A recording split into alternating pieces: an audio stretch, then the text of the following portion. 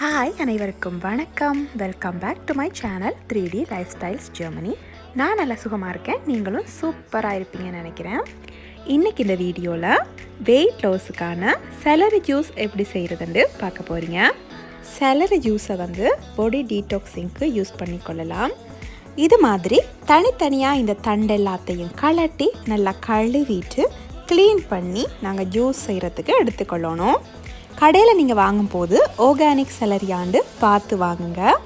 இதை நல்லா கழுவி எடுத்த பிறகு இந்த 2 எட்ஜஸையும் வெட்டி கொள்ளணும். செலரிட அடிப்பகுதியில் மண் இருக்கிறதுக்கான வாய்ப்புகள் இருக்குது, அதனால் நல்லா கழுவிட்டு பயன்படுத்துங்க.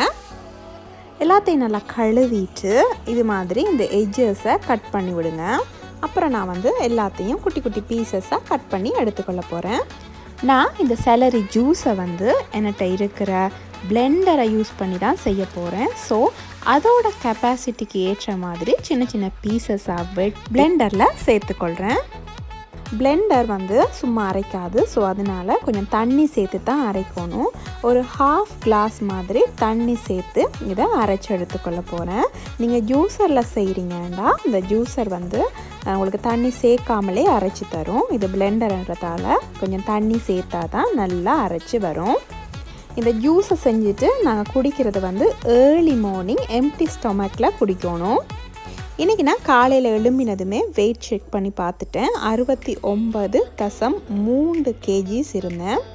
இப்போ எங்களோட செலரி ஜூஸ் ரெடி ஆகிட்டுது. இதை நான் வடிகட்டிட்டு குடிக்கிறதுக்கு எடுக்க போகிறேன். கிட்டத்தட்ட ஒரு 600 ml அளவுக்கு எனக்கு செலரி ஜூஸ் கிடைச்சிது இன்றைக்கி.